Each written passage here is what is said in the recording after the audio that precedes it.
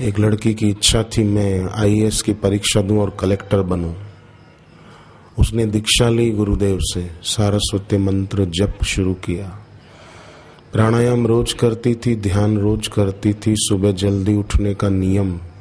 आलस्य दुश्मन है, उसको रहने नहीं दिया। 4 दुश्मन है मनुष्य के, आलस्य, निराशा, पर निर्भरता, दूसरों पर निर्भर रहना कि ये मेरे को मदद करेगा, ये शत्रुता है अपने आप से, ऐसा सोचना, और समय का दुरुपयोग। ये 4 दुश्मन हैं, आलस्य, निराशा, पर निर्भरता, समय का दुरुपयोग। परंतु आलस्य की जगह पर तत्परता, कर्तव्य परायणता, निराशा की जगह पर आशावादी दृष्टिकोण, पर निर्भरता के बदले स्वयं पर निर्भर, आत्मनिर्भर, और समय का दुरुपयोग के बदले समय का सदुपयोग। अमेरिका में एक लड़का निखिल पंड्या उसका नाम, उसने घर से टीवी, वीसीआर और जो सीडी प्लेयर वगैरह जो होते हो सब बाजार में उसने बेच दिए सस्ते दाम पर। बाप ने पूछा कि ऐसा क्यों किया? बोले ये कमबख्त समय खा जाते हैं हमारा। तो मेरे को पढ़ाई के बाद जो समय मिलता था मैं टीवी देखता था, उससे बदले तो मैंने सोचा कि मैं तबला बजाने की प्रैक्टिस करूंगा। वो संगीत में इतना माहिर हो गया तबला बजाने में कि कहीं भी प्रोग्राम के लिए जाता तो 1 घंटे का $100 लेता था। 5,000 रुपए समझ लो, 1 घंटे का $100। समय का सदुपयोग आदमी को जिंदगी में बहुत सारी सफलताएं दिलाता है। खाली उसने सोचा कि ये टीवी के आगे बैठने से मेरा समय जाता है, मैं समय को संभालूं।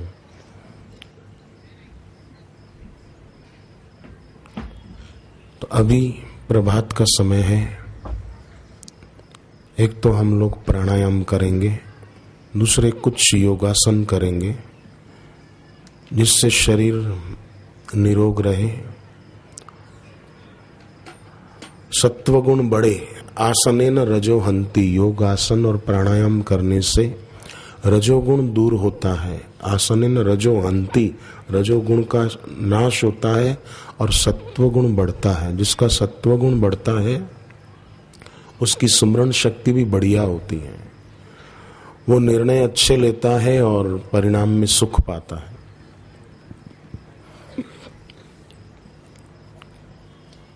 तो अभी हम लोग प्राणायाम करेंगे। पहले धूप करने वाले अपनी धूप की सेवा शुरू करेंगे। कई बच्चे प्राणायाम जानते हैं, जो नहीं जानते हैं, पहली बार आए हैं, वो सुने।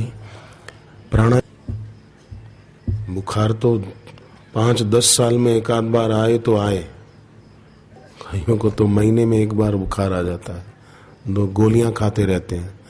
जैसे कोई टॉफियां रखे जेब में अच्छी वाली, तुलसी वाली, ऐसे कई लोग गोलियां रखते हैं अपने बैग में। सुबह को 1 टैबलेट, दोपहर को दूसरी टैबलेट, शाम को तीसरी टैबलेट, फिर रात को कैप्सूल खाओ। तो ऐसा न हो, उसके लिए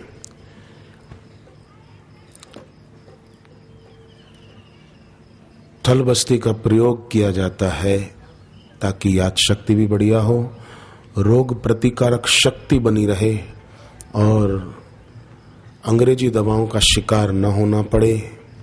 दवाई लेनी पड़े तो आयुर्वेदिक औषधि से ही काम चल जाए। एक आदमी को कैंसर का रोग था, एलोपैथी से नहीं मिटा पर आयुर्वेदिक से उसको मिटा था। कई बार तरतीव्र प्रारब्ध होता है ना, तो फिर आदमी को भी उसका दुख भोगना पड़ता है। पर भक्ति आदमी खूब जोरदार करे, दिल से करे, तो भक्ति दुखद प्रारब्ध को सुखद बना सकती है। ये भी सही बात है। तो प्राणायाम का तीसरा प्रयोग थल बस्ती का, वो वात, पित्त और कफजन्य रोगों को दूर करता है, याद शक्ति भी बढ़ाता है, स्वप्न दोष प्रदर रोग की बीमारियों को दूर करता है, शरीर को बलिष्ठ बनाता है और भविष्य में होने वाली बीमारियों को भी काटता है। कैसे करते हैं कि सीधे लेट गए और गहरा श्वास लेकर छोड़ दिया बाहर। जैसे अभी हमने 40 सेकंड श्वास को बाहर रोकने का प्रयोग किया, ऐसे उसमें लेट कर गहरा श्वास लेके छोड़ दिया बाहर। श्वास बाहर रुका रहा उतनी देर में जल्दी जल्दी 25 बार मूलबंध प्रसरण किया। मूलबंध प्रसरण माना शौच जाने की इंद्रिय का संकोचन प्रसरण 25 बार हो जाए।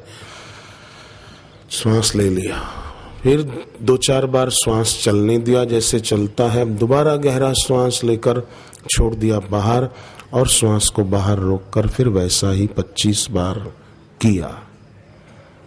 तीसरी बार 25 बार किया, चौथी बार श्वास बाहर रोककर 25 बार किया। ये थल बस्ती का प्रयोग संपूर्ण माना जाता है। ठीक है, देखो कितने आश्चर्य की बात है। इतने हमारे सनातन हिंदू धर्म के महावीर हनुमान जी और उनकी स्तुति का मंत्र श्लोक मनोजवम मारुत तुल्य वेगम जितेंद्रियम बुद्धिमताम वरिष्ठम, यही अपने लोगों को याद नहीं। गाने कई याद होंगे, बोलो कईयों को। ये भी मैं कह सकता हूं बिना झिझक के, गाने कई और कईयों को याद होंगे। और कई वो गाने बड़बड़ाते भी रहते हैं होठों में चलते चलते, पर हनुमान जी की स्तुति वो याद नहीं है। स्वामी विवेकानंद को पूछा गया कि हम अपने जीवन में आदर्श किसको बनाएं। विवेकानंद जी ने अपने उस शिष्य को उत्तर दिया, हनुमान जी को आदर्श बनाओ। तो हनुमान जी की स्तुति में ये श्लोक आता है, हम लोग बोलेंगे आज, सुनकर दोहराना। मनोजवम मारुततुल्यवेगम, मनोजवम मारुततुल्यवेगम, मनोजवम मारुततुल्यवेगम, मनोजवम मारुततुल्यवेगम, जितेन्द्रियं बुद्धिमतां वरिष्ठं, जितेन्द्रियं बुद्धिमतां वरिष्ठं, जितेन्द्रियं बुद्धिमतां वरिष्ठं, जितेन्द्रियं बुद्धिमतां वरिष्ठं, वातात्मजं वानरयूथमुख्यं, वातात्मजं वानरयूथमुख्यं, वातात्मजं वानरयूथमुख्यं,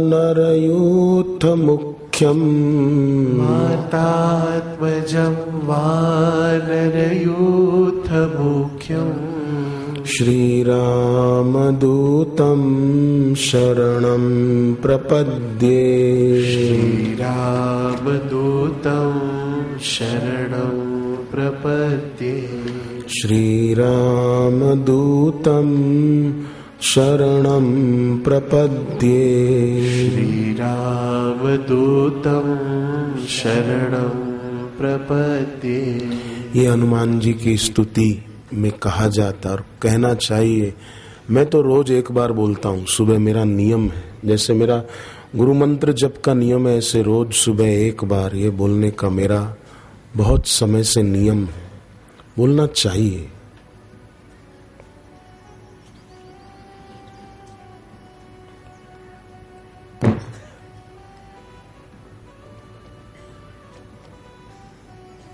तो जो जितेंद्रियम बुद्धिमताम वरिष्ठम है, बाल संस्कार वाले करो ना अपनी सेवा, जो मुझे कहा था 7:35 बर्गर खाने के लिए। हनुमान जी सूर्य तक तो गए, आज लोग चाय पीने जाते हैं, कॉफी पीने जाते हैं, पेप्सी और कोका कोला पीने जाते हैं। हनुमान जी ने प्रेरणा दी है, भूख किससे मिटेगी और काहे की होनी चाहिए।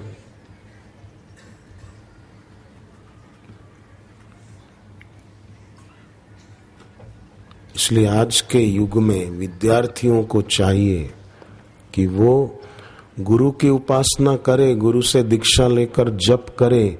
वो सारस्वत मंत्र की दीक्षा ली हुई लड़की आईएएस की परीक्षा दी, प्रीति उसका नाम पास भी हो गई, उसकी पोस्टिंग भी हो गई। 7 महीने बाद तो उसको बेस्ट ऑफिसर अवार्ड मिला, 7 महीने में।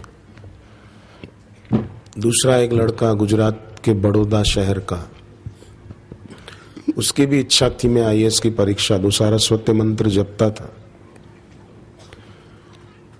कलेक्टर बन गया।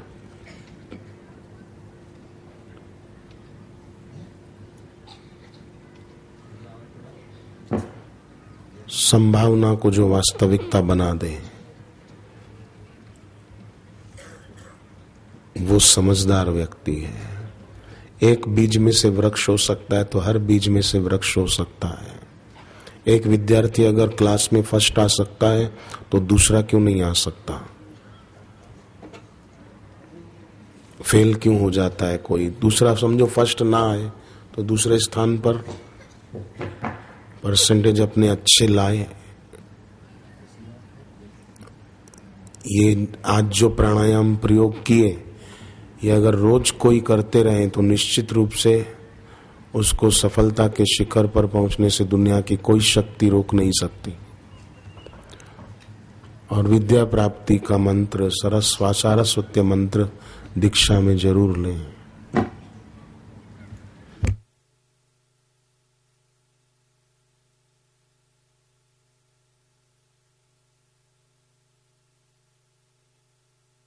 जगह पर खड़े हो जाएंगे विद्यार्थी, बड़े लोग नहीं, के दिखाओ। हाँ शाबाश। होठ बंद, होठ बंद, मुंह बंद रखें तो फायदा होगा। होठ खुले न रखें, मुंह बंद रखें। ऊपर एड़ी ऊंची उठा लें, पंजों के आधार पर खड़े रहें, ऊपर देखें। मन में ऐसी भावना कि हमारी शक्ति ऊर्ध्वगामी हो रही है। अब हमारी शक्ति अधोगामी ना होकर हमेशा ऊर्ध्वगामी होगी। ऊंचा जीवन। हनुमान जी की बात फिर बताऊंगा मैं, इसका क्या संकेत है। जन्म के दूसरे दिन ही हनुमान जी ने ऊंची यात्रा की और क्या सीख दी हम सबको।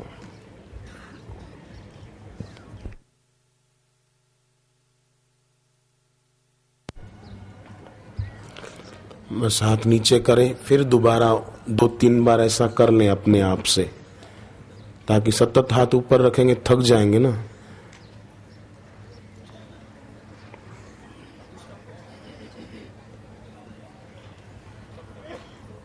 साक्षात भोलानाथ भगवान, परंतु गुरु की सीख वो मानता नहीं था और गुरु के स्वभाव के अनुसार अपना स्वभाव बनाता नहीं था। इसलिए इतनी महान हस्ती साक्षात भगवान महादेव गुरु होते हुए भी लाभ नहीं उठा पाया।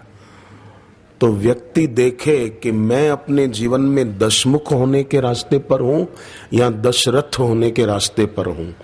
जो दशरथ होने के रास्ते पर है उसका जन्म और जीवन सफल हो जाता है। जो दशमुख होने के रास्ते पर है वो बेचारा विनाश को चला जाता है। दशरथ राजा ने अपने पिछले जन्म में भी ऐसी ही यात्रा की थी।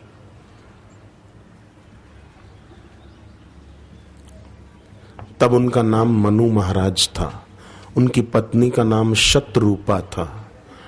वो भी ऐसी महान थी, उनकी पत्नी भी। पति जप करने गए गोमती नदी के किनारे तो पत्नी भी वहां जाकर जप करने लगी।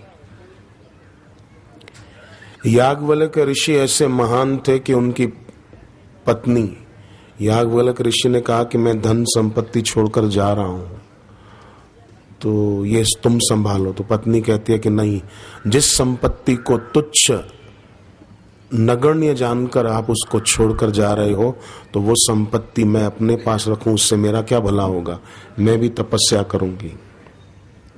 तो मनु महाराज और उनकी पत्नी शत्रुपा भी तप करने गए, भगवान के दर्शन पाए। पहले तो राक्षस आए उनको मारने के लिए, पर डरे नहीं और जप छोड़ नहीं दिया, भाग नहीं गए, कह रहे राक्षस आए भागो, वो अपना जप करते रहे।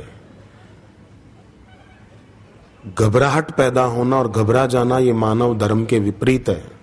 जो विकट परिस्थिति आने पर घबरा नहीं जाता, जैसे कोई परीक्षा में पेपर देखकर घबरा गए तो जो पढ़कर आए वो भूल गए, तो घबरा जाना मानव धर्म के विपरीत है। जो घबराता नहीं है, वीर होता है, तो जरूर फिर भगवान भी अपना धर्म ध्यान में रखते हैं, रक्षा करते हैं। भगवान प्रकट हो गए, राक्षसों को भगा दिया और उनको आशीर्वाद और वरदान मिल गए। वही मनु शत्रुपा दूसरे जन्म में दशरथ राजा बने और शत्रुपा कौशल्या बनी और भगवान को पुत्र रूप में पाया है। तो व्यक्ति कैसा जीवन जी रहा है, मनु महाराज अच्छा जीवन जिए तो दूसरा जन्म भी बढ़िया हुआ, दशरथ राजा बने।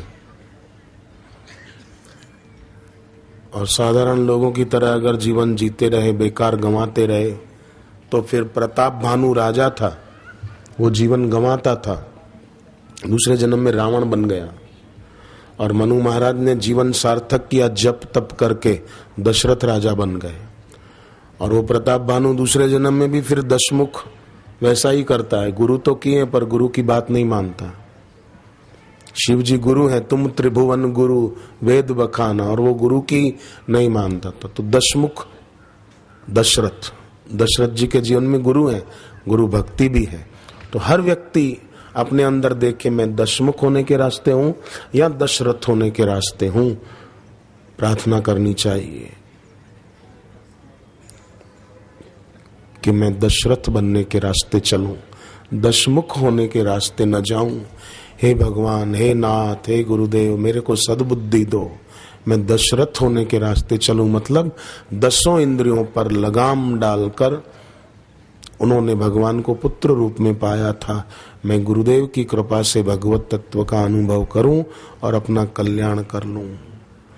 केवल याद शक्ति अच्छी होना बड़ी बात नहीं है, बुद्धि अच्छी होना बड़ी बात है। याद शक्ति अच्छी हो बढ़िया है, और याद शक्ति अच्छी होना ये बुद्धि अच्छी होने का पर्याय नहीं है। बुद्धि अच्छी होती सत्संग से, नाम जप से, मौन रखकर बैठने। ऐसा नहीं कि जब जैसे बच्चे होते हैं ना, स्कूल की छुट्टी जब होती है ना, छुट्टी की घंटी बजती है तो बच्चे कितना शोर मचाते हैं। क्यों? कि जितनी देर चुपचाप बैठे थे वो सारा जो फोर्स दबा हुआ था बोलने का, वो छुट्टी की बेल बजते ही विस्फोट हो गया।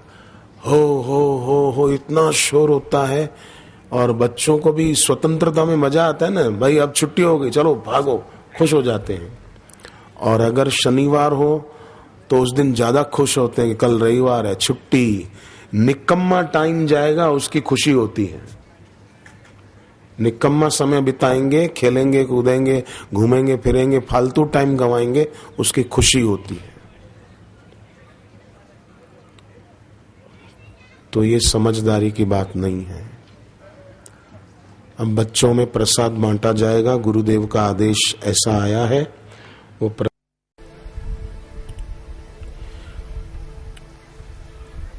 बच्चे बच्चियों ने इस कार्यक्रम में आकर अपनी पवित्र बुद्धि का परिचय दिया है। और उसमें भी जो बच्चे शांत बैठ पाते हैं, मौन को साध पाते हैं, वे विशेष समझदार माने जाते हैं। क्योंकि व्यर्थ के शब्द बोलना समझदारी नहीं है, सार्थक शब्द बोलना, बाकी चुप रहना समझदारी है। हनुमान जी का जन्म हुआ उसके दूसरे दिन से ही हनुमान जी ने ऊंची यात्रा शुरू कर दी। और लोगों का जन्म बीत जाता है पर ऊंची यात्रा हो नहीं पाती है। जैसे अभिमन्यु महाभारत का पात्र युद्ध में चक्रव्यूह में फंस गया और निकल नहीं पाया, मारा गया। ऐसे ही कई बचपन में ही बुरी आदतों के चक्रव्यूह में फंस जाते हैं। कोई जवानी में कोई गलत आदत के चक्रव्यूह में फंस जाते हैं और निकल नहीं पाते हैं।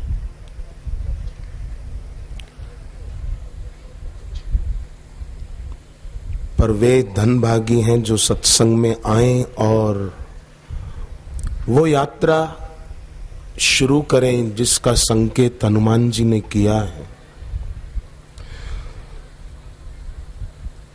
कुछ लोग ऐसे होते हैं जो ऊपर उठकर भी नीची दृष्टि रखते हैं, अधोगामी दृष्टि होती है। और कुछ समझदार ऐसे भी होते हैं जिनकी ऊर्ध्वगामी ऊंची दृष्टि होती है, ऊंची सोच होती है। तो सत्संग में जो बच्चे आ पाए, बचपन में जवानी में जो विद्यार्थी आ पाए और सत्संग में आदर पूर्वक बात को सुने, जैसे राम जी गुरु वशिष्ठ जी के आश्रम में सुनते थे तो बहुत ध्यान से सुनते थे, इधर उधर देखते हुए सुने, सुना हुआ व्यर्थ हो जाता है। अच्छी जगह पर बैठने का पुण्य जरूर हो जाता है, परंतु जितना लाभ एकाग्रता से सुनने वाले को होता है उतना अस्थिरता से जो बैठा है, जिसकी आंखें व्यर्थ घूमती हैं, व्यर्थ चेष्टा करता है, उसकी शक्ति नष्ट हो रही है, तो बेचारे को फायदा क्या होगा। इसलिए विद्यार्थी जीवन में स्थिरता, एकाग्रता का बड़ा महत्व है। पढ़ाई करने बैठे और बार बार फोन उठाकर बात कर रहे हैं तो पढ़ाई क्या कर पाएंगे। पढ़ाई अच्छी नहीं हुई तो पेपर अच्छा नहीं जाएगा, रिजल्ट अच्छा ना आने पर रोता रहेगा। इसलिए एक स्थिरता,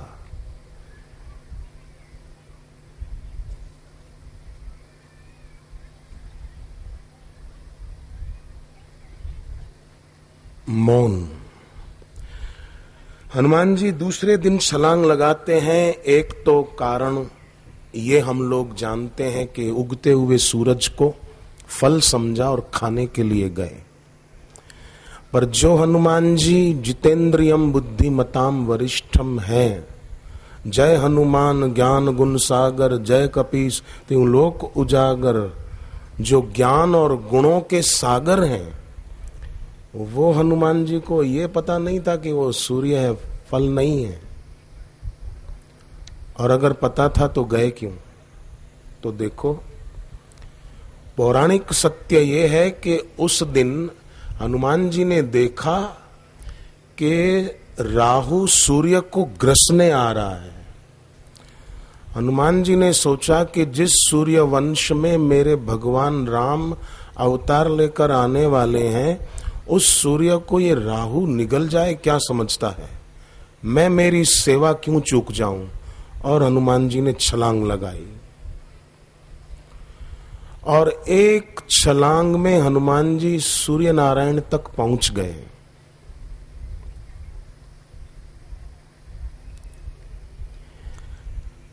सूर्य नारायण प्रकाश देते हैं।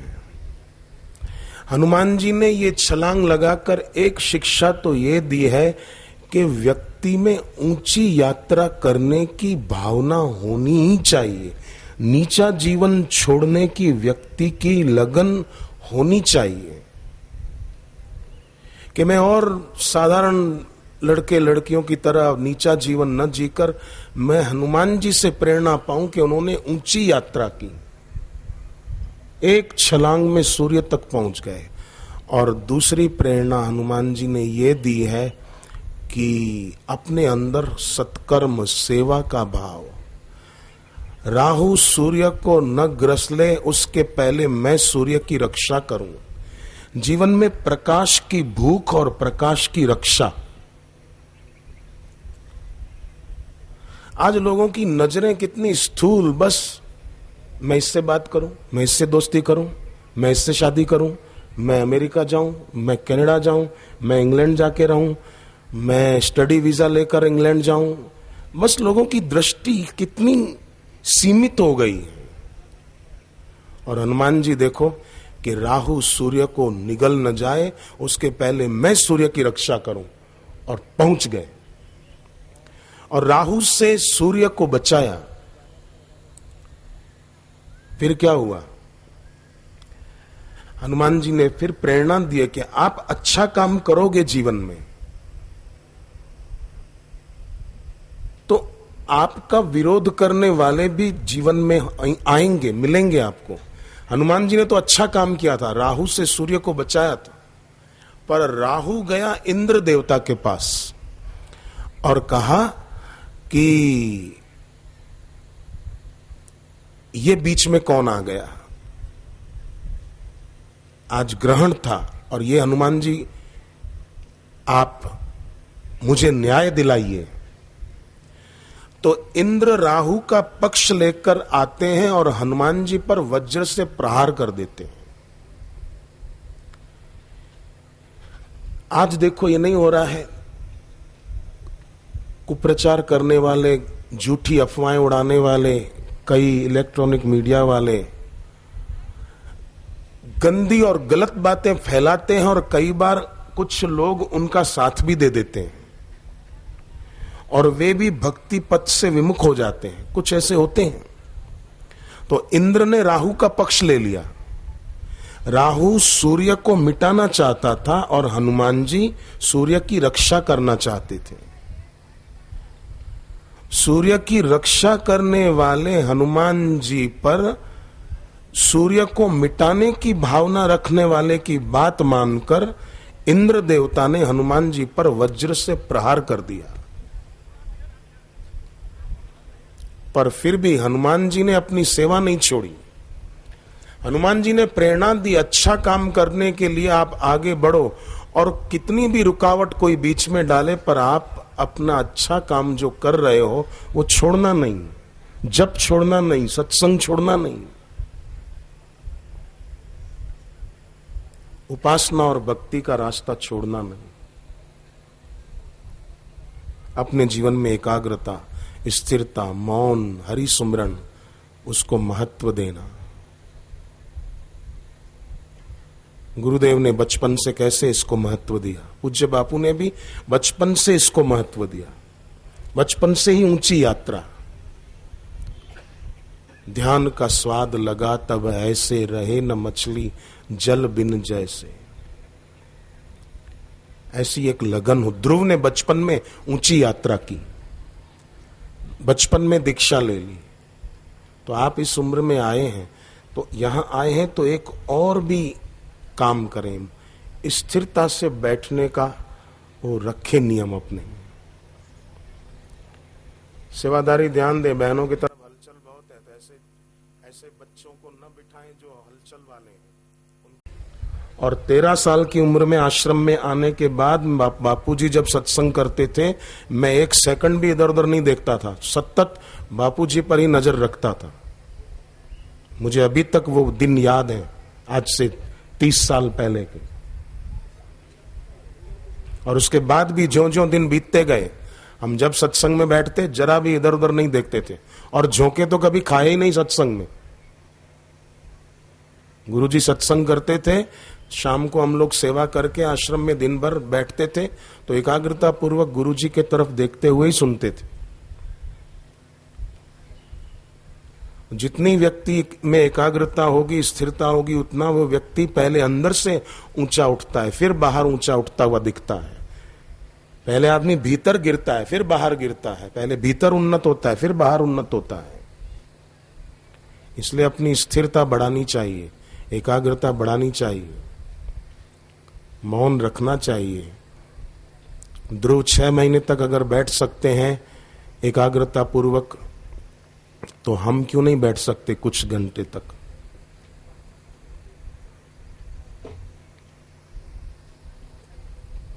चंचलता व्यक्ति को जीवन में सफल नहीं होने देती और स्थिरता व्यक्ति को कभी विफल नहीं होने देती। इसलिए जीवन में चंचलता का अभाव हो, स्थिरता का प्रभाव हो, एकाग्रता का प्रभाव हो। भगवान द्वारिकाधीश की मूर्ति के दर्शन और लोग भी करते थे, पर केवल एक मीरा ही भगवान में समा पाई, और लोग नहीं समा पाए। क्यों? स्थिरता की कमी। मीरा की स्थिरता और एकाग्रता ऐसी पक्की थी कि भगवान में समा गई। तुकाराम जी की स्थिरता, एकाग्रता और प्रेम इतना पक्का था कि भगवान विट्ठल में समा गए।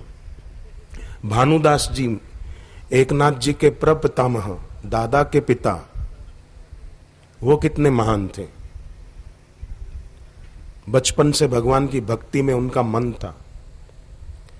पिताजी ने और कुछ लोगों ने मदद करके एक दुकान खुलवा दी कपड़े की, पर उसमें भी ध्यान न रहा, भक्ति में ध्यान था, तो वो दुकान भी बंद हो गई। दोबारा कुछ लोगों ने मदद करके कपड़े का व्यापार शुरू कराया, पर वो हमेशा सच बोलते थे, ये उनकी महानता थी। तो उस कारण व्यापार नहीं चल पाया उनका। भक्ति में खूब रुचि थी। ये महाराष्ट्र की धरती है, महाराष्ट्र की धरती पावन है, और महाराष्ट्र की धरती पर रहने वाले लोग भी बहुत अच्छे धर्मात्मा हैं, भक्ति भाव वाले हैं। तो ऐसे भक्ति भाव वाले लोगों के घरों में जिन बच्चों का जन्म हुआ, वो बच्चे भी अभी से इतनी अच्छी लगन है कि आप यहाँ आए हो, ये कितना बड़ा सद्गुण है। तो जब हम आए हैं तो थोड़ा शांत और मौन बैठेंगे तो हमको पूरा फायदा होगा ना।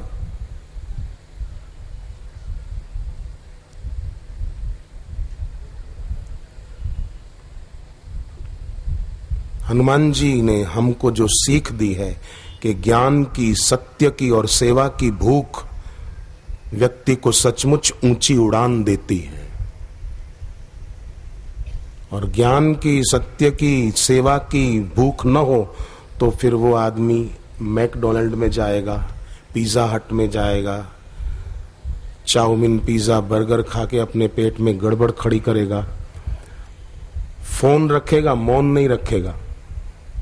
आजकल के स्कूल के लड़के लड़कियां फोन रखते हैं, उनको मौन रखना चाहिए था, फोन रखना सीख गए।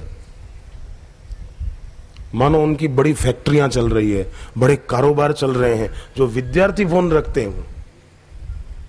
और बातें क्या होगी? हाँ, हम घर से निकल गए हैं, पहुंचने ही वाले हैं। खबर है तू पहुंचने ही वाला है। एक लड़का स्कूल में देरी से आया तो शिक्षक ने, क्लास टीचर ने कहा, क्यों देरी से आए? प्रार्थना पूरी हो गई, क्लास शुरू हो गई और तुम अब आ रहे हो, क्या बात है? ये बंटी नाम था उसका। क्या मतलब होता है देर से आने का? क्यों देरी से आए? बोले साहब मैं तो टाइम से ही पहुंच जाता, पर स्कूल के पहले वाला जो चौराहा है ना, वहां बोर्ड लिखा था कि आगे स्कूल है, कृपया धीरे चलिए। तो मैं धीरे धीरे चल रहा था। क्लास टीचर ने कहा, बेवकूफ, वो बोर्ड तेरे लिए नहीं था, वो गाड़ियों वालों के लिए था कि स्कूल है आगे, बच्चे आते जाते हैं, तो कृपया धीरे चलिए, किसी बच्चे को चोट न लगे। किसी के लिए था, तू धीरे धीरे चल रहा था। बच्चा घर आया और रोने लगा। बाप ने कहा, क्यों रोता है? बोले, आज मेरे को है ना शिक्षक ने सजा दी और मेरे से जुर्माना भी लिया। क्यों, किस बात का? बोले, मैं स्कूल में लेट गया था। बाप ने कहा, तू स्कूल में लेटने जाता है कि पढ़ने जाता है? बच्चा बोला, नहीं मैं लेट गया था। तो क्यों लेट गया था? तू लेटने जाता है कि पढ़ने जाता है? यहां क्यों नहीं लेटता तू, उधर क्यों लेटता है जाकर? बोले, नहीं पिताजी मैं लेट गया था। वो कहना चाहता था मैं देरी से गया था। बाप समझ रहा था कि लेट गया था, सो गया था जाकर।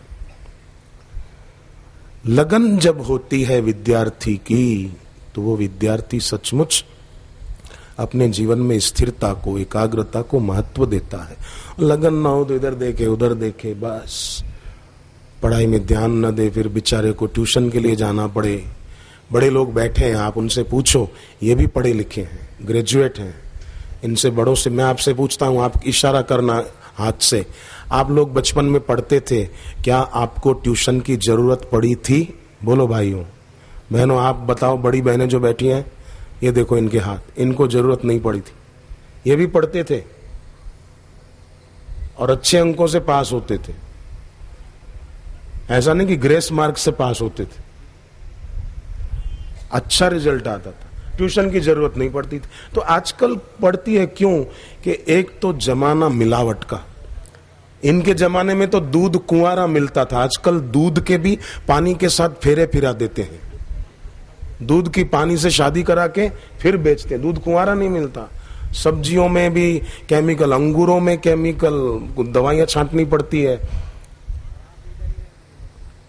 घी में मिलावट, लिखा होता है डब्बे पर शुद्ध देसी घी, मतलब वो खुद प्रमाण दे रहे हैं कि शुद्ध नहीं है। अगर शुद्ध है तो लिखा क्यों? शुद्ध है तो लिखने की जरूरत क्या पड़ गई? पर विद्यार्थी अगर समझदारी से काम लें, अब देखो कितनी शांत हो गई बच्चियां, शाबाश। ऐसी बच्चियां बहुत अच्छे नंबरों से पास होती हैं, इन बच्चियों का भविष्य उज्जवल होता है जो मौन को महत्व दें, शांति को महत्व दें, एकाग्रता को महत्व दें, गुरु के चरणों में अपनी श्रद्धा भक्ति को महत्व दें। राम जी का जन्म हो उसके लिए तो दशरथ राजा को पुत्र कामेष्टि यज्ञ करना पड़ा, पर बताओ बच्चियां, सीता माता का जन्म हो उसके लिए जनक राजा ने कोई यज्ञ किया था? नहीं, धरती पर हल रखा था और सीता जी धरती से प्रकट हो गई। मानो सीता जी ने प्रेरणा दी है कि मैं शक्ति तो तुम्हारे पास हूं, तुम केवल अंतर्मुख हो, एकाग्र हो। तो सीता माता तो प्रकट हो गई थी। और शिव जी के साथ पार्वती जी सदा रहती है, मतलब जिसके दिल में अपने इष्ट गुरु के लिए विश्वास है, भक्ति है, वहां पार्वती जी माना शक्ति सदा रहती है और वो शक्ति उसे सफलता की ऊंचाइयों पर पहुंचा देती है। पर इधर उधर झांके ताके चंचल रहे, शांति से ना बैठे, तो फिर उसके जीवन में बरकत नहीं आती।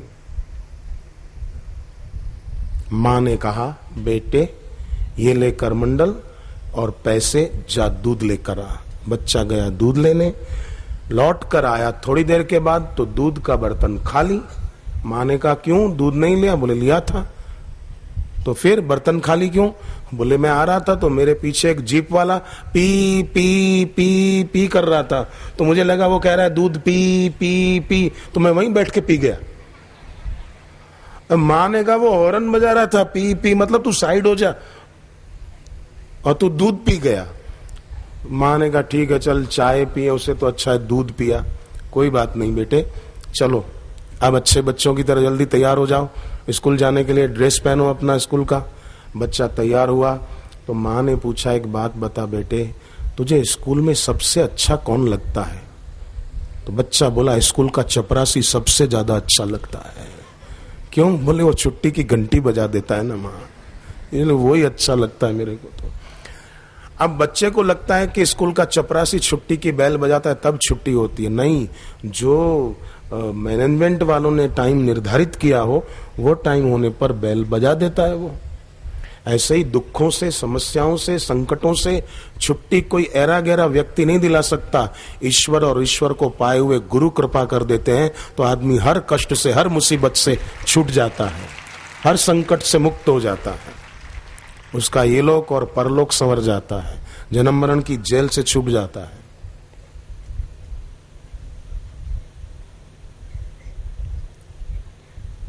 इसलिए बच्चे खूब ध्यान दें।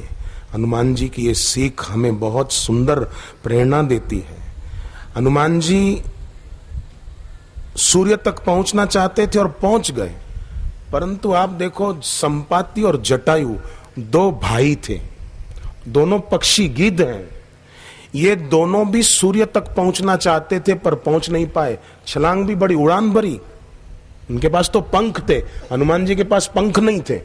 हनुमान जी ने तो एक छलांग लगाई, इनके पास तो पंख थे। जटायु और संपाति दोनों उड़ते जा रहे थे ऊंचे ऊंचे ऊंचे, पर जटायु बीच में से लौट आया कि नहीं पहुंच पाएंगे, और संपाति उड़ता गया कि मैं पहुंच जाऊंगा, ताकि भविष्य में लोग भी याद करें कि एक पक्षी सूर्य तक जाके आया। पर उसके पंख जल गए सूर्य की तीखी किरणों से, गिर पड़ा नीचे। गिरा तो जटायु भी था जब रावण ने उसके पंख काट दिए, और संपाति के पंख सूर्य की तीखी किरणों से जल गए। दोनों गिरे हैं। पर क्या हुआ, संपाति को उठाया एक संत ने। जब वो गिर पड़ा पंख जल जाने पर, और जटायु के पंख जब रावण द्वारा काट दिए गए, तो उसको उठाया भगवंत ने, राम जी ने। एक को संत ने उठाया, एक को भगवान ने उठाया। सच में संसार में गिराने वाले लोग मिलते हैं, उठाने का काम, ऊंचा उठाने का काम तो गुरु और ईश्वर ही कर सकते हैं, और सब तो फंसाने का काम करते हैं। जैसे युधिष्ठिर ने अभिमन्यु को कहा कि तू चक्रव्यूह में जा तो सही, बाकी हम तुझे निकाल लेंगे, हम बैठे, तू क्यों चिंता करता है, हम मर थोड़ी गए बेटे, तू जा। और अभिमन्यु बेचारा बोलता भी है कि मैं चक्रव्यूह में अंदर जाने की विद्या जानता हूं, बाहर आने की विद्या से मैं अनभिज्ञ हूं। तो युधिष्ठिर कहते हैं नहीं नहीं, हम बैठे, हम तुझे निकाल लेंगे, तू काहे चिंता करता है। और अभिमन्यु बेचारा जब गया तो कौन उसको बचाने गया, कोई बचाने नहीं आया, बुरी तरह बेचारा मारा गया। तो संसार में गिराने वाले मिलते हैं, हमें संसार से ऊंचा उठाने का काम संत और भगवंत करते हैं। संपाति गिर पड़ा नीचे, तब बहुत दुखी हो गया कि अब मैं पक्षी हूं, पंख ही कट गए, मेरा तो जीवन बेकार हो गया। तब चंद्रमा मुनि नाम के संत आए, उसको गोद में उठाया और कहा कि बेटे तेरे पंख जल गए तो क्या है, तेरी दृष्टि तो अच्छी है, गीध की दृष्टि बड़ी पैनी होती है, वो दूर का दृश्य देख सकता है, पंख जल गए तो कोई बात नहीं। अब तू एक काम करना, मैं तुझे समुद्र किनारे गुफा में बिठा देता हूं, भगवान का भजन करना, और राम जी के सेवक जब सीता जी की खोज में समुद्र किनारे आएंगे तब तू अपनी आंख का सदुपयोग करना। आंखों पवित्र राख, गुजराती में पंक्ति है, आंखों पवित्र राख, साचू ने सारू तू बोल, तारा मां परमेश्वर छे के नहीं बोल। पर आजकल तो कई अनीति भर्યું વર્તન અને સભામાં નીતિની વાતો કરે, પરાઈ નારી देखी જેના નૈન આમ તેમ ડોલે, સભામાં ઉભો થઈને બ્રહ્મચર્ય વિશે બોલે। पराई नारी देखकर नैन डोलते हैं और खड़ा होकर संयम की भाषा बोलता है। जे स्वप्ने निज धर्म न डोले। तो बेटे आंख का तू सदुपयोग करना, हमको भी चाहिए। हम दिन में 2 बार 3 बार जब भी मौका मिले, 1 मिनट के लिए, खाली दिन में 3 मिनट, 1 मिनट आंख बंद करके ईश्वर को और गुरु को प्रार्थना करें कि भगवान मेरी आंख को तू पवित्र रखना। बस 1 मिनट, बस दिन में 3 बार 4 बार मेरी आंख पवित्र रहे, मेरी आंख में वासना नहीं उपासना रहे। हे हरि, हे नाथ, हे गुरुदेव। 1 मिनट प्रार्थना हम नहीं कर सकते क्या? मैं तो करता हूं,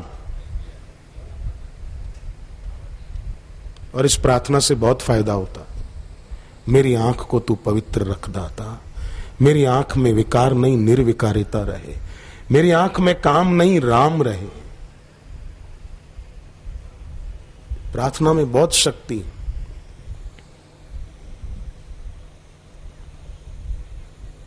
ऐसे समर्थ गुरु मिले हैं हमको, सारस्वत मंत्र की दीक्षा देते हैं गुरुदेव, ज्ञान देते हैं, कल्याण करने की बातें बताते हैं, हमारा शरीर भी स्वस्थ रहे, मन पवित्र रहे, बुद्धि ठीक रहे, ऐसी बातें बताते हैं। तो चंद्रमा मुनि ने कहा कि बेटे आंख का सदुपयोग करना, राम जी के सेवकों को सीता जी कहां हैं वो उनको बता देना बस। और जो तू ये सेवा करेगा, सेवा के प्रभाव से तेरे नए पंख फूट निकलेंगे और तू फिर से उड़ान भर सकेगा। और कथा ऐसी आती कि संपाति ने जो ही राम जी के सेवकों को सीता जी का पता बता दिया, अपनी दृष्टि का सदुपयोग किया। लोग अपनी देखने की शक्ति का दुरुपयोग करते हैं। संपाति ने देखा तो ऐसा क्या, सीता माता को देख लिया। सूरदास जिसके पास आंखें नहीं थी, लकड़ी लेकर रास्ता टटोलते टटोलते बांके बिहारी के मंदिर में गए और किसी ने कहा आपको आंखें तो है नहीं, आप यहाँ क्यों आए हो? उन्होंने कहा मेरे को आंख नहीं है तो क्या हो गया, ईश्वर के पास तो आंख है, वो तो मेरे को देख लेंगे। हम लोग भी यहाँ आए हैं तो भगवान तो देख रहे हैं कि हम किस लिए आए हैं, क्यों आए हैं। हम न चाहें तो भी हमको पुण्य हो रहा है, हम न चाहें तो भी हमको लाभ हो रहा है। लाभ खाली रुपयों का ही नहीं होता, रुपयों का लाभ तो बहुत तुच्छ है, क्षुद्र लाभ है। सच्चा लाभ वो है जो यहाँ बैठने से अपने हृदय में पवित्रता का, भक्ति का, आत्म शांति का, समता का, उदारता का, वो लाभ जो होता है ना बच्चों, वही सच्चा लाभ। इसलिए हम उसके लिए एकाग्रता पूर्वक सत्संग में बैठे।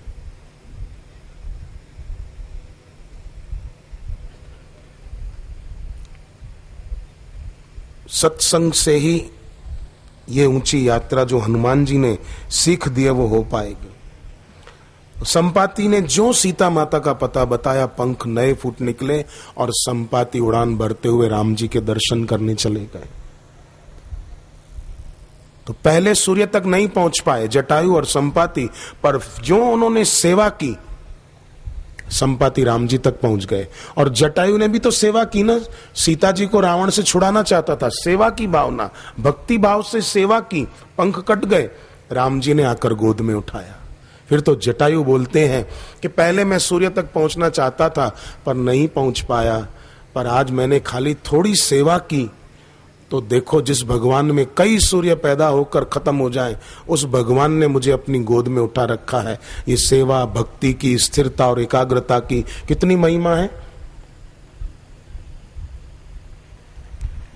तो अब हम भी पक्का करें कि हम अपने जीवन में ऐसी अपनी भूख, ज्ञान की, सेवा की, साधना की, उपासना की भूख जगाएंगे। सीता जी की खोज में जब हनुमान जी गए तो हनुमान जी को उस यात्रा में जो मिले वो भूखे भूखे मिले। सुरसा मिली, वो कहती है मैं तुमको खा जाऊंगी, भूख लगी है। भूख थी और खाना चाहती थी हनुमान जी को, बोलो। फिर उससे निपट कर आगे चले तो सिंहिका कहती है मैं तुमको खा जाऊंगी। हनुमान जी सोचते हैं कि क्या बात है, इनको कुछ खाने को मिला ही नहीं, मैं ही मिला हूं खाने के लिए क्या। उसको मारकर आगे चले तो लंकिनी मिली, वो कहती है मैं तुमको खा जाऊंगी। पर आश्चर्य तब लगता है कि हनुमान जी जब सीता माता के पास पहुंचे तो हनुमान जी भी सीता माता को कहते हैं सुनहु मात मोहि अतिशय भूखा, मां मेरे को थोड़ी नहीं अतिशय बहुत ज्यादा भूख लगी। तब सीता माता ने क्या कहा, खाओ पर रघुपति चरण हृदय धरी तात मधुर फल खाहू, भगवान को दिल में रख कर खाओ। पर आजकल लोग पिज्जा हटों में जाते हैं, होटलों में जाते हैं। दो मित्र गए खाने के लिए, होटल के बाहर बोर्ड देखा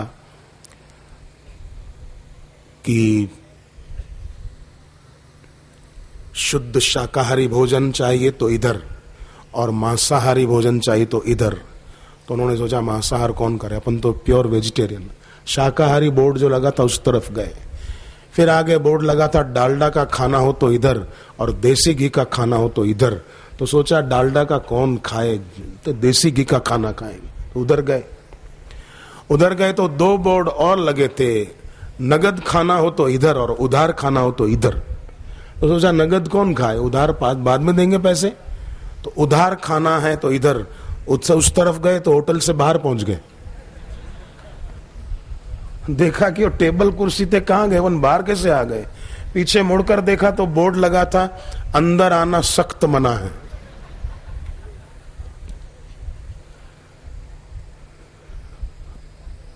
जो कीमत नहीं चुकाना चाहते हैं, साधना उपासना, ये कीमत चुकाएंगे तो हमको जो भूख जन्मों जन्मों से है सच्चे सुख की, शाश्वत सुख की, आत्म शांति की, वो मिटेगी। पर कीमत चुकाना नहीं चाहते। नहीं, मेरे से जल्दी नहीं उठा जाएगा, मेरे से साधना नहीं होगी, मेरे से गुरु मंत्र नहीं जपा जाएगा, मेरे से एकादशी का उपवास नहीं होगा।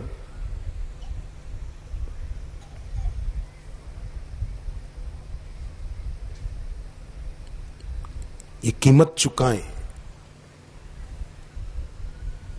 जल्दी उठने की आदत बच्चे बच्चियों को बहुत उन्नत करेगी। और भक्ति करते हैं, जब तब करते हैं, और कोई रुकावट डालता है तो भी धीरज रखें। हनुमान जी को कितने कष्ट आए। बचपन में सेवा करने गए तो इंद्र ने प्रहार किया, और जब हनुमान जी बड़े हुए, सीता जी की खोज में लंका में गए तो इंद्रजीत ने वार किया। बचपन में इंद्र ने, बड़े होकर गए तो इंद्रजीत ने ब्रह्मपाश फेंका ना हनुमान जी पर, हनुमान जी बंध गए। फिर इतने कष्ट आए, फिर भी हनुमान जी ने अपनी सेवा और भक्ति नहीं छोड़ी। हनुमान जी ने सीख दी है, ऊंची यात्रा करो, और इस ऊंची यात्रा में विघ्न आएंगे, पर अपनी भक्ति मत छोड़ो। कितनी सुंदर सीख हनुमान जी देते हैं।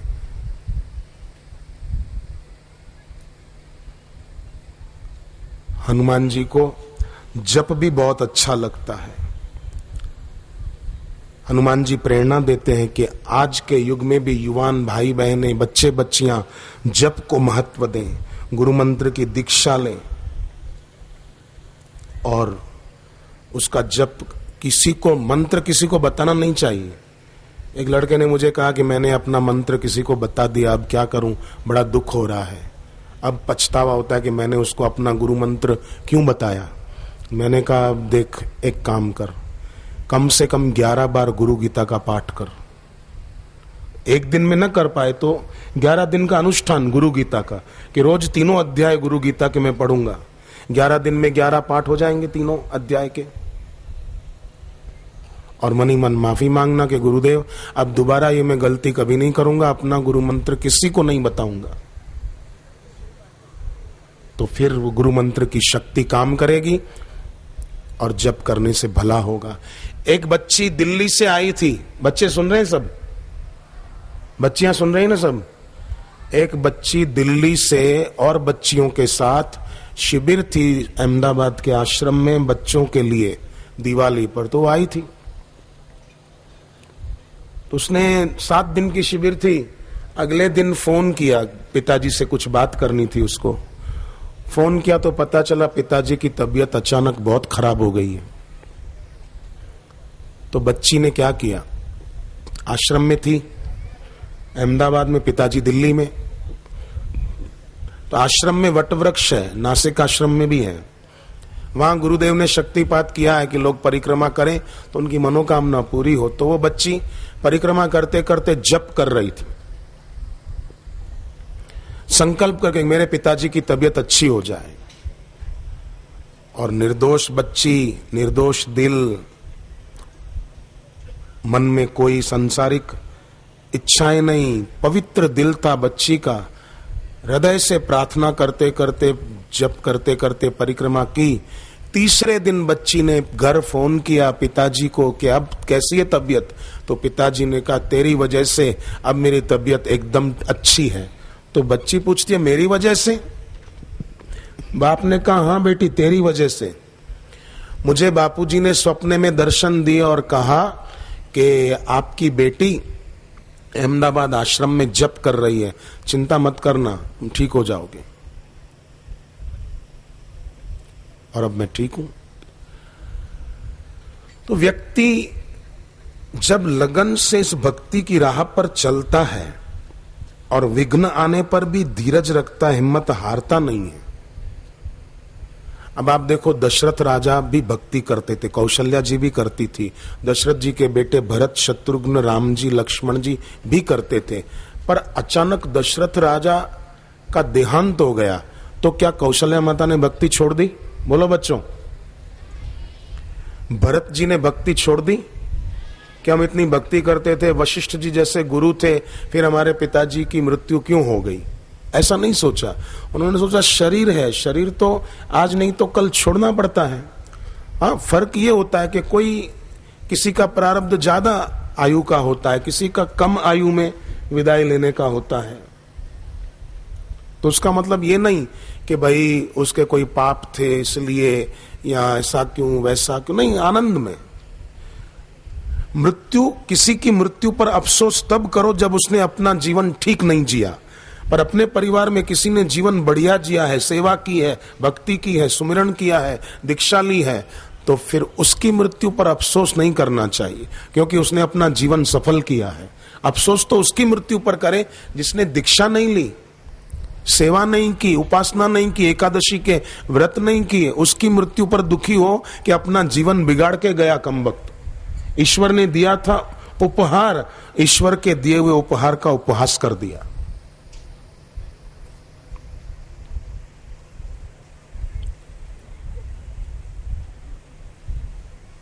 उसकी मृत्यु पर अफसोस करें। जो भजनानंदी है, जप सुमरण करते हैं।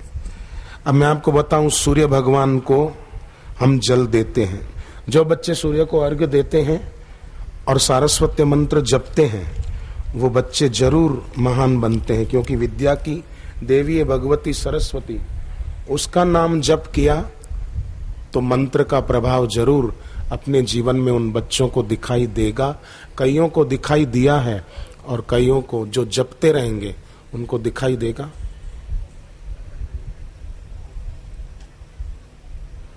ओम नमो भगवते वासुदेवाय।